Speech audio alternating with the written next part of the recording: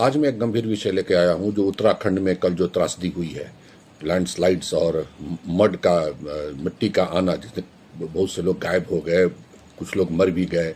ये अक्सर होता है उत्तराखंड में। उसी तरह पहले 1998 में पिथौरागढ़ में हुआ था, बहुत अधिक भूस्खलन हुआ था। इसमें कई यात्री जो थे जो लौट रहे थे तिब्बत की तरफ से, वो दब के मर गए, जिसमें एक फिल्म अभिनेत्री भी थी, प्रतिमा बेदी, जिनके बारे में बहुत लोग कहते थे कि वो बहुत सी डेड बॉडीज तो आज भी नहीं मिली। उसी तरह आपका 10 साल पहले आज से पुणे में, महाराष्ट्र में मालिन गांव जो था वो भी भूस्खलन में धंस गया और कई लोग गायब हो गए। गांव के लोग करीबन माना जाता है कि 250 से 300 लोग दब गए मट्टी के नीचे। ये अक्सर होता है पहाड़ी क्षेत्रों में, उत्तराखंड में अक्सर होता है। कारण तो एक है कि नेचुरल भी है कि अगर लगातार बारिश हो रही है, वहाँ पर अभी इधर देखने में आ रहा है मट्टी ढीली पड़ गई है, उतने घने जंगल है नहीं, जिसके चलते भूस्खलन हो रहा है।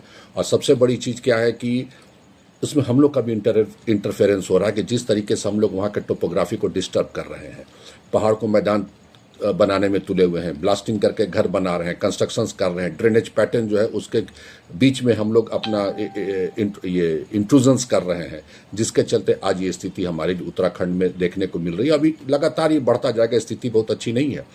ये पूरे उसमें हो रहा है। आपका झारखंड भी उससे बच नहीं सकता, क्योंकि जिस तरीके से इस साल बारिश हुई है झारखंड में, मुझे लगता है कि आने वाले समय में ये स्थिति और यहाँ भी बिगड़ सकती है, क्योंकि यहाँ भी हम पहाड़ तोड़ रहे हैं और जंगलों को हटाते हैं। और इस बार आप देखिएगा जिस तरीके से बारिश हुई है झारखंड में भी, वो बहुत कुछ अच्छी साइन नहीं दिखा रहा है। तो आपका मैं बता दूं कि जो उत्तराखंड में हो रहा है, आपका ये नॉर्मल है, वहाँ पर होता है, लेकिन इधर इंटेंसिटी काफ़ी बढ़ते जा रही है। इसका साफ इंडिकेशंस है कि एक तो नेचुरल प्रोसेस है, जो होता है वो होगा ही। दूसरा क्या कि नदियों का जो पार्ट हम लोग छोटा करते जा रहे हैं। तो एक बार क्या होता है, जो मड वहाँ पर हमारा जो मट्टी जो ढीला पड़ चुका है, अचानक एक लोड एक खास समय के बाद आके वो एक तरह का फूटता है, जिसको कहते हैं, और वो एक बहाव लेके आता है जिसमें लोगों को मौका भी नहीं देता है। तो ये जो ऐसा लग रहा है कि जैसे पृथ्वी कभी उग्र हो रही है। और इस बार जो बारिश इतनी हो रही है, जो हम लोग अभी देख रहे हैं, अब उत्तर भारत के कई क्षेत्रों में ज़बरदस्त बारिश हो रही है, उसका कहीं ना कहीं ग्लोबल वार्मिंग का भी असर है। इतना अधिक गर्मी पड़ रही है कि वाष्पीकरण हो रहा है, अब सारा सिस्टम में कहीं ना कुछ गड़बड़ है। तो हमें वैज्ञानिक तौर पर देखिए, इतनी त्रासदी हो रही है, विज्ञान क्या कर पा रहा है? विज्ञान का हम लोग यहाँ मिसयूज़ करते हैं, रोड बनाने में, पहाड़ों को तोड़ने में, घरों को बनाने में विज्ञान का पूरा इस्तेमाल कर रहे हैं। लेकिन क्या ये विज्ञान हमको बचा पा रहा है? कहीं ना कहीं ये विज्ञान हमें त्रासदी की तरफ ही ले जा रहा है।